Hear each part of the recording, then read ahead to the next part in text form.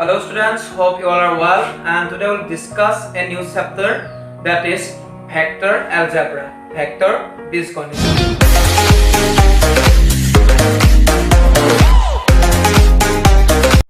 Already all of you had learned about vectors in your class 11 in physics classes.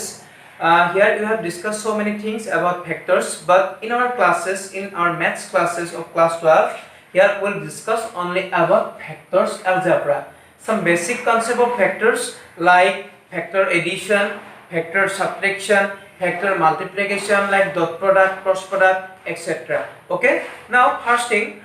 what do you mean by vectors and what do you mean by scalars? There are two types of quantities. One is vector and another one is scalar. All of you know that a vector means those quantity which have magnitude and direction both, and scalar means those quantities which have only magnitude. Okay, so let's see. Suppose this is a line L, and I can give here two direction. One is in another this side and another is in this side. Okay, suppose I give the direction here. This is direction. Then it will be called a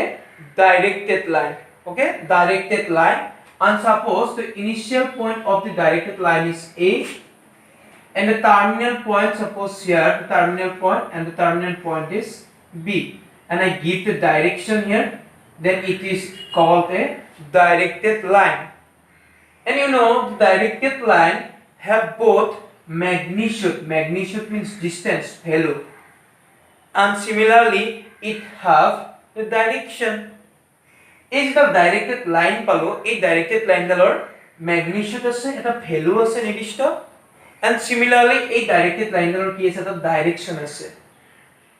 And in this directed line AB is also called a vector, which can be written as AB vector. That means A এর পৰা B ডাইৰেকশনত আছে, A এৰ পৰা B ডাইরেকশনত, AB vector. Okay, মই যদি simply ইয়াক এটা নাম দিও A vector, মই ইয়াক সিম্পলি কি দিব পাৰো, or A vector, ওপৰত এটা সিম্বল লাগিব A vector or B vector or C vector, যিকোনো মই ইয়াক নাম দিব পাৰো. যদি মই এই ডাইৰেকশনটো এইফালে নিদিম, মই যদি ডাইৰেকশনটো এইফালে দিও, দেন এটো কি কম, B A vector. That means B এর পৰা স্টাৰ্ট কৰি A লৈকে, and the point B, যদি আমি B এৰ পৰা স্টাৰ্ট কৰো, B is called initial point, adi bindu. B is called initial point, and A is called terminal point, prantiyo bindu. Clear? So vector means ki? Vector means a quantity which have both magnitude mapanko and distance,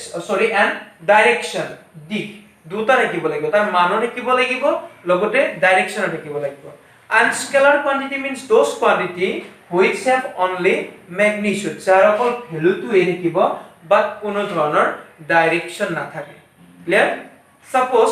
area, একদম simple কেইটামান আমি example লৈ লও, আৰু আমাৰ ইয়াতে vector algebra সূত্ৰত ইমান বেছি আমি গভীৰলৈকে আমি নাপাম ইয়াতে, তো সিম্পল কিছুমান বেসিক কনসেপ্ট পাম যিবিলাক অলৰেডি তোমালোকে ফিজিক্সত পাই আহিছে, জাস্ট আমি ৰিভাইজ কৰিম সেইখিনি. তো first thing, area. Area means কি, সাপোজ এটা স্কয়াৰৰ এৰিয়া means কি, এইখিনি এৰিয়া. তো এই এৰিয়াখিনিৰ এটা ভ্যালু পাম, ম্যাগনিটিউড আছে বাট ডাইৰেকশন আছে নেকি কিবা, ডাইৰেকশন নাই, it has no direction, it has only magnitude. That means this area is a scalar quantity. area to কি হ'ব, তা scalar quantity. Clear? Like a volume, আয়তন যেতিয়া উলিয়াবা, that is also scalar quantity. Time, সময় is also scalar quantity. Next, force, ball, force to কি quantity হ'ব, তুমি কাৰোবাক ফোৰ্স কৰিছা, তুমি এটা ডাইৰেকশনত ফোৰ্স কৰিবা, তুমি তাক ঠেলি দিছা, ডাইৰেকশনত ঠেলি দিছা, প্লাস তুমি তাক কিবা এটা বল প্ৰয়োগ কৰিছা, তোমাৰ কিবা এটা, তোমাৰ কিমান তুমি জোৰে ঠেলিবা, এটা ডাইৰেকশনত কিমান জোৰে তুমি ঠেলিবা, that means তাত তোমাৰ ম্যাগনিটিউডো থাকিব and ডাইৰেকশনো থাকিব. That means force is a vector quantity. Clear? Next, velocity, বেগ. যেটা গাড়ী এখন চলাই যাবা, কিমান স্পিডত গৈছে তুমি, ভেলোসিটি, বেগ কিমান,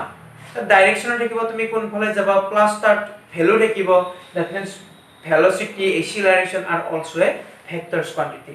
ক্লিয়াৰ তো লাইক দ্যাট তোমালোকে তেনেকুৱাকে ভেক্টৰ এণ্ড স্কেলাৰৰ মাজত কি কৰিব পাৰিবা ডিস্টিংগুইশ কৰিব পাৰিবা ক্লিয়াৰ নেক্সট আহিছো আমাৰ ইম্পৰ্টেন্ট টপিক अबाउट পজিশন ভেক্টৰস তো আই থিংক ভেক্টৰস মিন্স কি ক্লিয়াৰ হৈছে সকলোৰে vector means a quantity which have both magnitude and direction and in this case AB বা BA আমি কি বুলি কনসিডাৰ কৰিব পাৰো ডাইৰেক্টেড লাইন এই BA ডাইৰেক্টেড লাইন বেলক আমি ভেক্টৰ বুলি ক'ব পাৰো বিকজ এই BA ডাইৰেক্টেড এটা লাইন আছে এই লাইনডালৰ ম্যাগনিটিউডটো আছে প্লাস ডাইৰেকশনও আছে সিমিলাৰলি যদি মই এইফালে ডাইৰেকশনটো দি দিও তেতিয়া হ'ব আমাৰ AB ভেক্টৰ হৈ যাব ক্লিয়াৰ আৰু যেতিয়া মই কম কথাবিলাক সাপোজ এইটো মই এনেকে নকও যে ভেক্টৰ A বুলি কোৱাৰ লগে তোমালোকে এইটো নিলিখিবা ভেক্টৰ A এনেকুৱাকে নিলিখিবা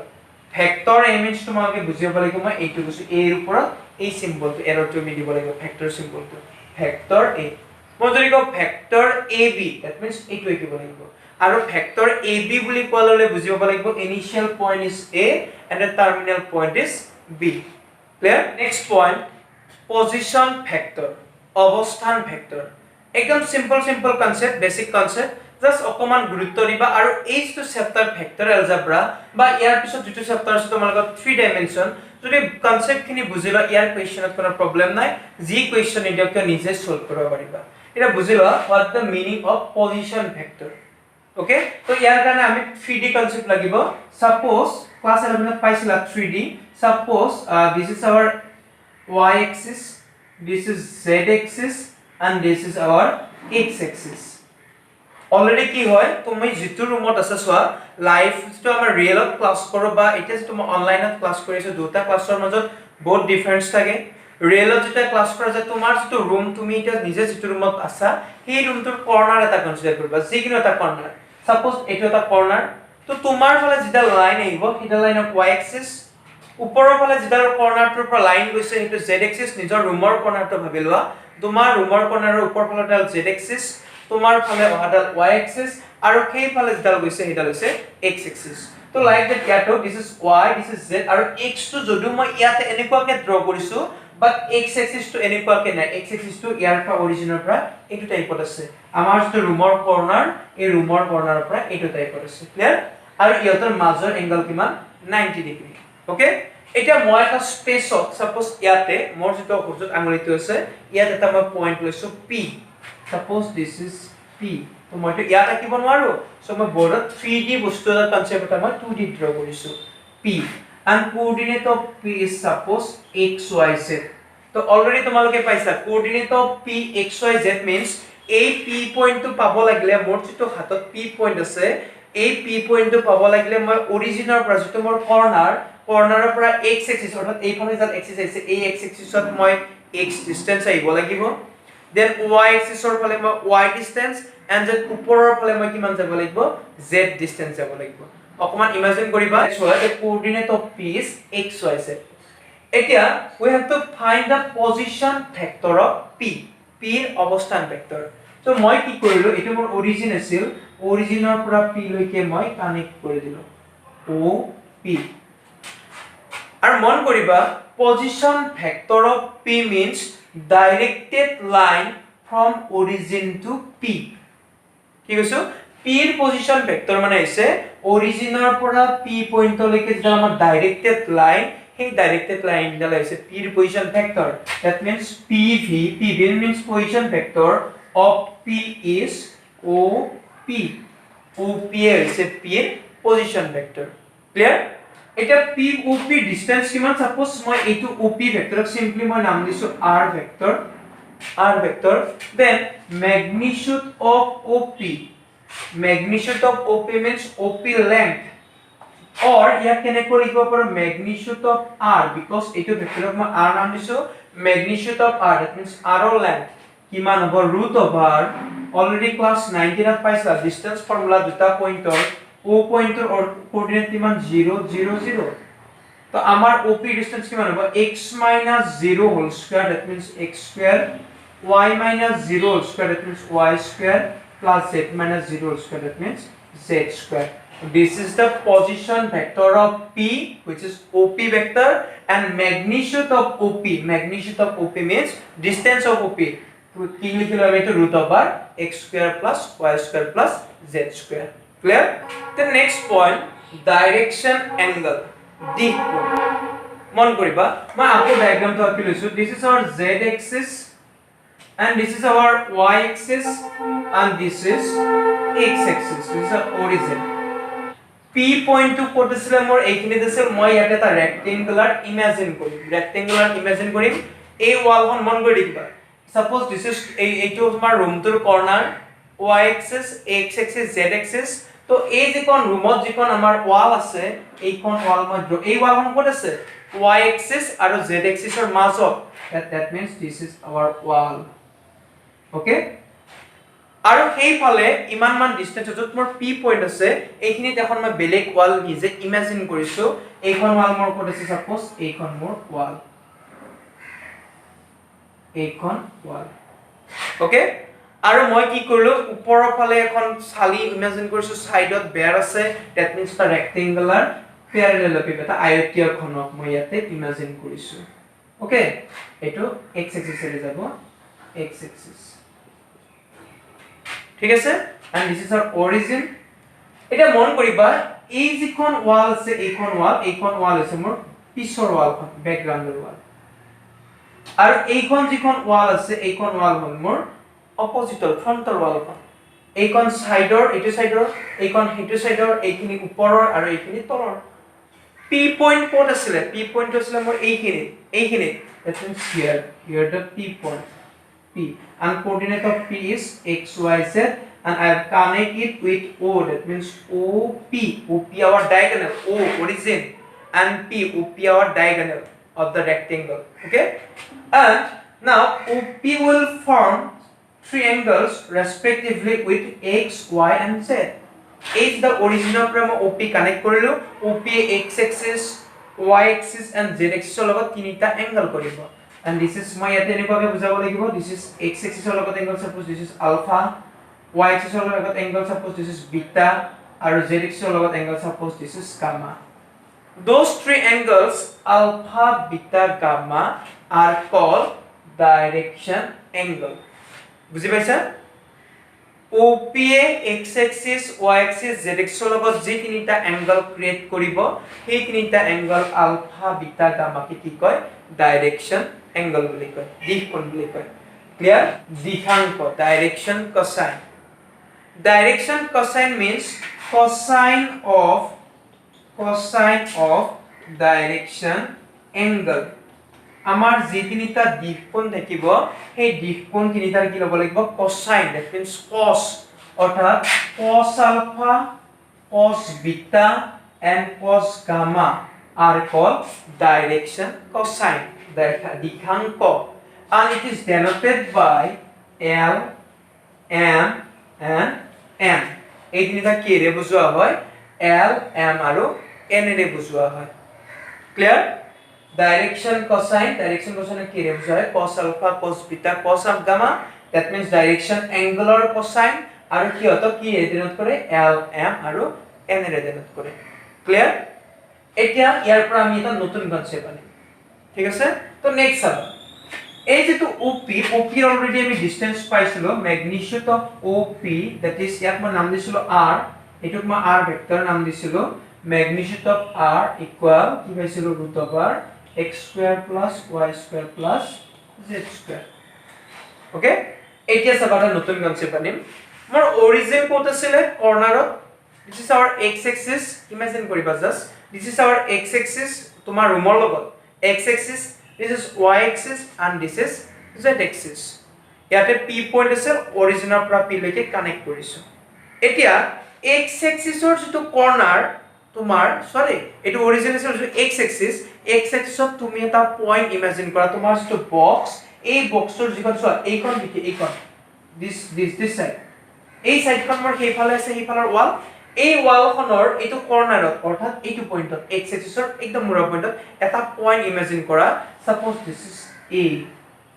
okay this is a তো অৰিজিনৰ পৰা সেই a পইণ্টলৈকে ডিসটেন্স কিমান অৰিজিনৰ পৰা a পইণ্টলৈকে ডিসটেন্স আছিল মোৰ x আৰু সেই a পইণ্টৰ পৰা মই p কানেক্ট কৰি দিলো তো এগেইন মই ইয়াতে ট্ৰাই কৰিছো বুজাবৰ কাৰণে এইটো ডায়াগ্ৰামত ললে সুবিধা হ'ব this is This is your z axis, this is y axis, and this is our x axis. Clear? ইয়াতে আছে p point, অৰিজিনৰ পৰা p কানেক্ট কৰিছো op. Clear? আৰু মই ইমাজিন কৰিছো ইয়াতে এইটো a point, this is a point, এইটো a point. ঠিক আছে? এতিয়া তোমালোকে কি কৰা, a পইণ্টৰ পৰা p লৈকে, এইটো p point আছিলে, এইটো p point, এইটো a point, এইটো অৰিজিন, a ৰ পৰা p লৈকে এটা ডায়াগোনাল বা এইখন সাইডত, এই সাইডটোত a ৰ পৰা p লৈকে এটা ডায়াগোনাল ইমাজিন কৰা, a to p. তো মন কৰা o a again p এক লগত এটা কি হ'ল, ট্ৰায়াঙ্গল হৈ গ'ল, o a p. এটা ডায়াগোনাল এইটো সাইডত আছে, এটা এনেকুৱা টাইপত আছে, এনেকুৱা টাইপত এটা ডায়াগোনাল o a p কি হ'ল, আমাৰ এটা ট্ৰায়াঙ্গল হৈ গ'ল। আৰু এই ট্ৰায়াঙ্গলটোৰ মন কৰা এই o a সাইড আৰু a p সাইডৰ মাজৰ এংগল, এইটো এংগল কিমান কিমান, o a সাইড মিন্স এইডাল side x axis, a p means এইডাল, এইটো কলমটো মোৰ পেনটো, ইহঁতৰ মাজত এইটো এংগল কিমান 90 ডিগ্ৰী, বিকজ এইটো এংগল সাইডত আছে নহয়, এইটো সাইডত থাকিলে এই এংগলটো 90 ডিগ্ৰী। তো যদি এইটো এংগল 90 হয়, মই এইটো বস্তুকে আকৌ সাইডত এনেকুৱাকৈ আঁকিম, this is origin o, তাৰপিছত এনেকুৱাকৈ আহিল, this is our a, আৰু a ৰ পৰা মই ক'ত কানেক্ট কৰিছো, p ৰ লগত কানেক্ট কৰিছো। ওকে, এইটো a ৰ পৰা মই এনেকুৱাকৈ নি কাৰ লগত কানেক্ট কৰিছো, p ৰ লগত কানেক্ট কৰিছো, p, আৰু অলৰেডি op মোৰ কানেক্ট হৈ আছে, op, এইটো 90 degree angle, 90 degree angle. Clear? p ৰ কোঅৰ্ডিনেট কিমান আছিল, x y z। এটা অকমান আগত কলো এইটো যদি p পয়েন্টৰ কোঅৰ্ডিনেট, এইটো পয়েন্টৰ কোঅৰ্ডিনেট যদি x y z হয়, তো p পয়েন্টটো পাব লাগিলে মই ফাৰ্স্ট x এক্সিছৰ দিশত x ডিসটেন্স, দেন x ৰ পৰা y এইফালে y এক্সিছৰ দিশত y ডিসটেন্স, y ৰ পৰা ওপৰ ফালে z ৰ দিশত z ডিসটেন্স, আহিলে ইয়াৰ কোঅৰ্ডিনেট কিমান হ'ব, x y z। That means এইখিনি ডিসটেন্স কিমান, x।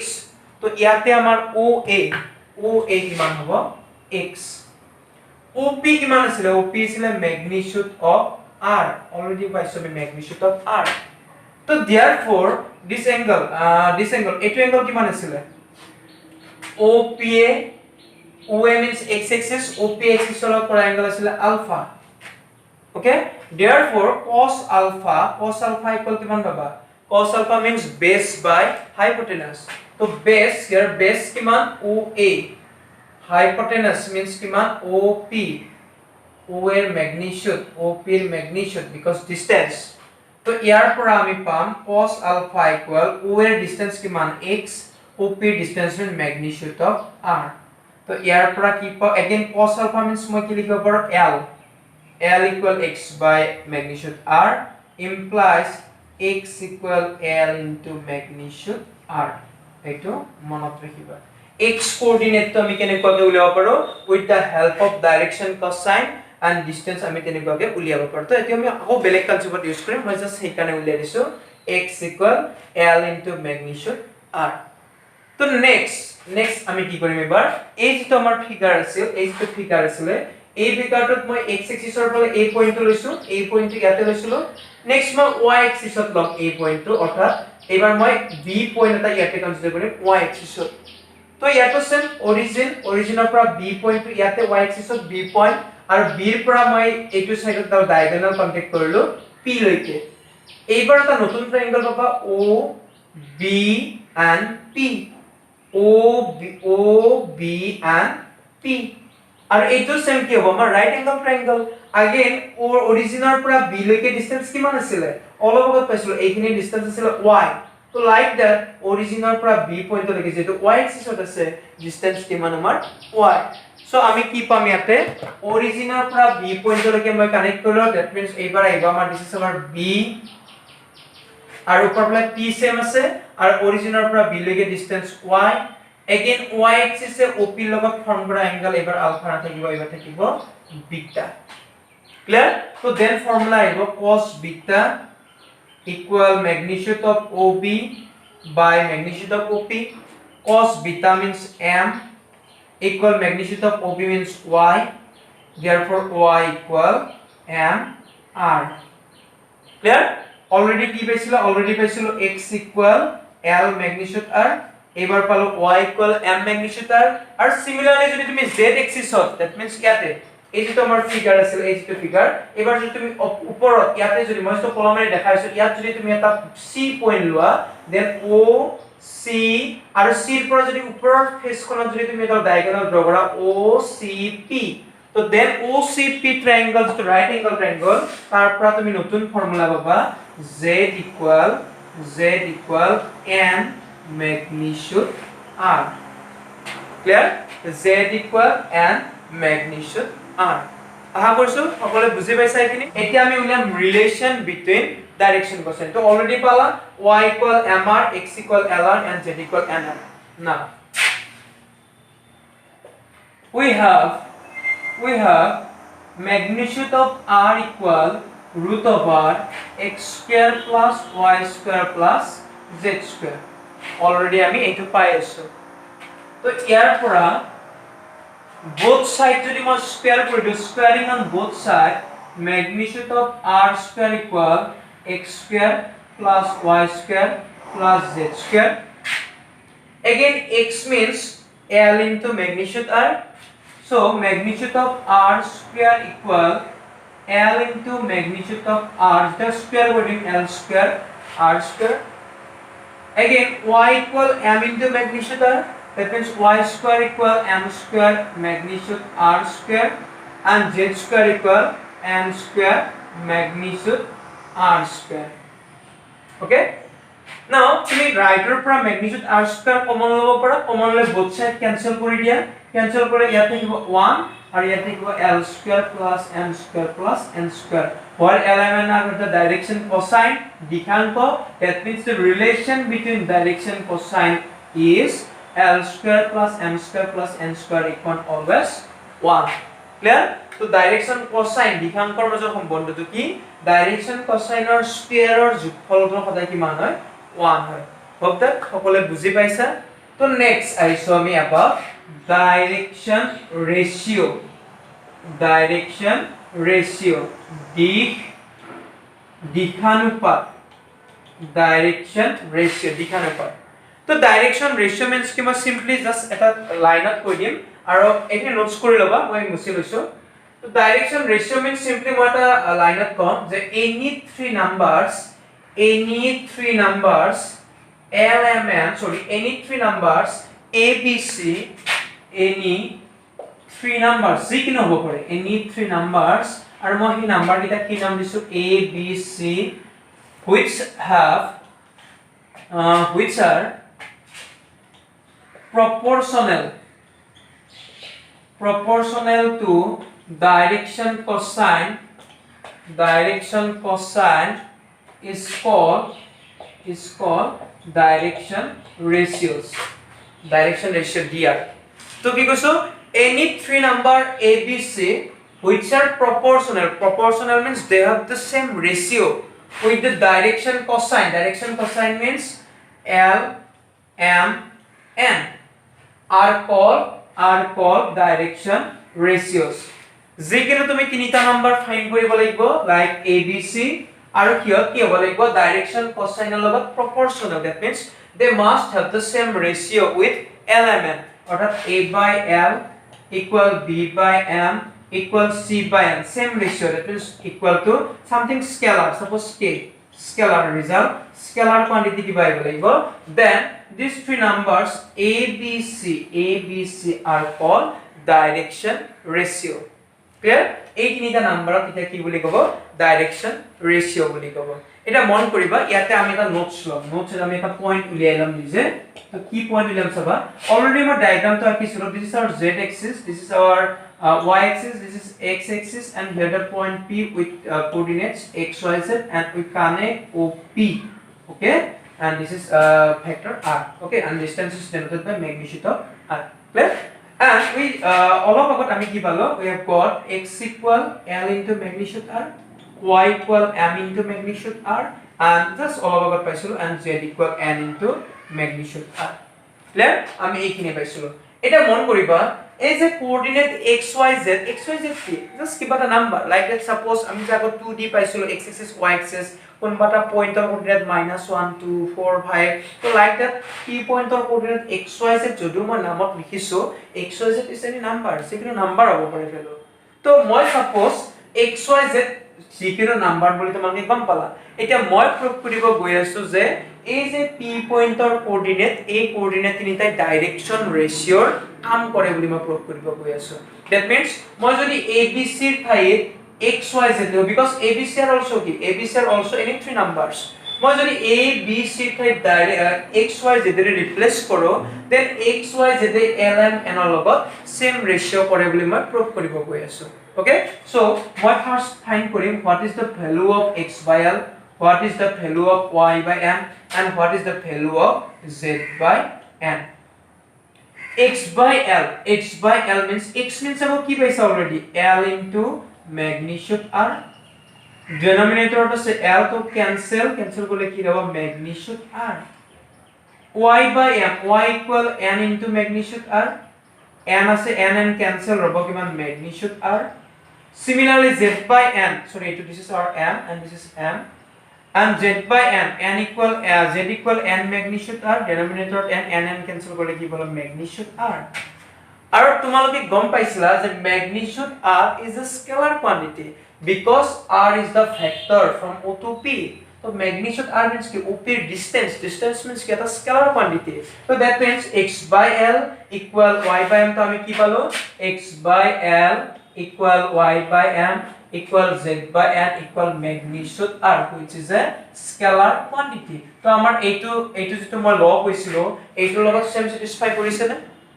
x y z lm n logot same ratio korise that means x